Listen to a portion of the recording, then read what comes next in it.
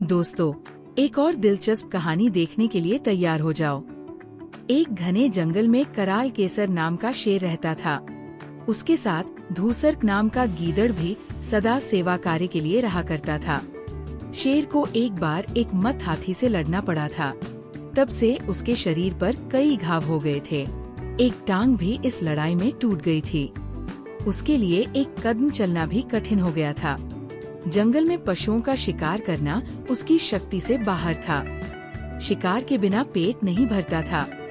शेर और गीदड़ दोनों भूख से व्याकुल थे। एक दिन शेर ने गीदड़ से कहा, तू किसी शिकार की खोज करके यहाँ ले आ। मैं पास में आए पशु की मार डालूंगा, फिर हम दोनों भरपेट खाना खाएंगे। गीदड़ शिकार की खोज में पास के गांव में गया। वहाँ उसने तालाब के किनारे लंबकरण नाम के गधे को हरी हरी घास की कोमल कोम्पले खाते देखा।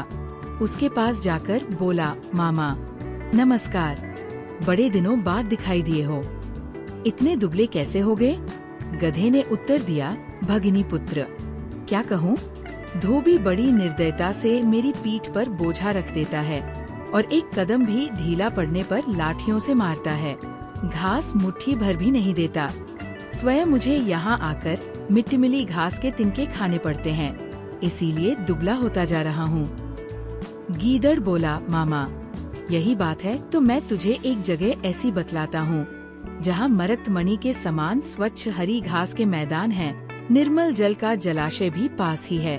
वहाँ आओ और हंसते गाते जीवन व्यतीत करो। लंबकर्ण ने कहा, बात तो ठीक है भगिनी पुत्र, किंतु हम देहाती पशु हैं, वन में जंगली जानवर मारकर खा जाएंगे, इसीलिए हम वन के हरे मैदानों का उपभोग नहीं कर सकते। गीदड़ बोला, मामा ऐसा न कहो, वहाँ मेरा शासन है, मेरे रहते कोई तुम्हारा बाल भी बाका नहीं कर सकता। तुम्हारी तरह कई गधों को मैंने धोबियों के अत्याचारों से मुक्ति दिलाई है। इस समय भी वहाँ एक गाधी है जो शादी करना चाहती है। उसने कहा कि यूज एक हैंडसम गधा चाहिए और मैंने जैसे तुम्हें देखा तो मैं यहाँ आ गया। गीदड़ की बात सुनकर लंबकर्ण बड़ा खुश हुआ और ने गीदड़ के साथ चलने का निश्चय कर लिया। गीदड़ के पीछे पीछे चलता हुआ वह उसी वन प्रदेश में आ पहुँचा जहाँ कई दिनों का भूखा शेर भोजन की प्रतीक्षा में बैठा था। शेर के उठते ही लंबकर्ण ने भागना शुरू कर दिया। उसके भागते भागते भी शेर ने पंजा लगा दिया, लेकिन लंबकर्ण शेर के पंजे में नहीं फंसा, भाग ही गया। तब गीदड़ ने शेर से कहा, तुम्हारा पंजा बिल्कुल बेकार हो गया है, गधा भी उसके फंदे से बच भागता है, क्या इसी बल पर तुम हाथी से लड़ते हो? शेर ने जरा लज्जित होते हुए उत्तर दिया, अभी मैंने अपना पंजा तैयार भी नहीं किया था। वो अचानक ही भाग गया, अन्यथा हाथी भी इस पंजे की मार से घायल हुए बिना भाग नहीं सकता। गीदड़ बोला, अच्छा तो अब एक बार और यत्न करके उसे तुम्हारे पास लाता हूँ, ये प्रहार खाली न जाए। शेर बोला, जो गधा मुझे अपनी आंखों देखकर भागा है वह अब कैसे आएगा? किसी और पर घात लगाओ। गीदड़ बोला, इन बातों में तुम दखल मत दो, तुम तो केवल तैयार होकर बैठ रहो। गीदड़ ने देखा कि गधा उसी स्थान पर फिर घास चर रहा है। गीदड़ को देखकर गधे ने कहा, भगिनी सुत, तू भी मुझे खूब अच्छी जगह ले गया, एक क्षण और हो जाता तो जीवन से हाथ धोना पड़ता। भला वो कौन सा जानवर था जो मुझे देखकर उठा था और जिसका वज्रसमान हाथ मेरी पीठ पर पड़ा था?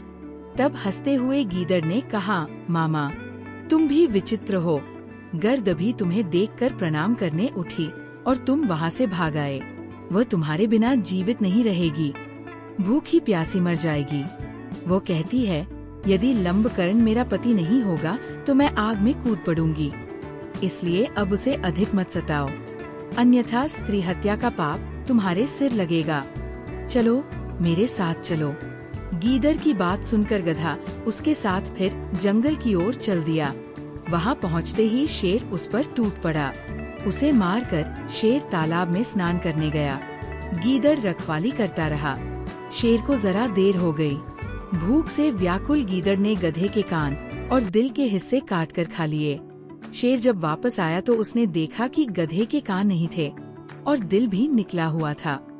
क्रोधित होकर उसने गीदड़ से कहा, पापी, तूने इसके कान और दिल खाकर इसे जूठा क्यों किया? गीदड़ बोला, स्वामी, ऐसा न कहो, इसके कान और दिल थे ही नहीं, तभी तो ये एक बार जाकर भी वापस आ गया था। शेर को गीदड़ की बात पर विश्वास हो गया। दोनों ने बांटकर गधे का भोजन किया। दोस्तों, कहानी अच्छी लगी हो तो वीडियो को ज्यादा से ज्यादा लाइक और एक सब्सक्राइब का बटन जरूर दबा के जाना, जो आपके लिए फ्री है, पर इससे हमें बहुत मदद और मोटिवेशन मिलेगी। धन्यवाद।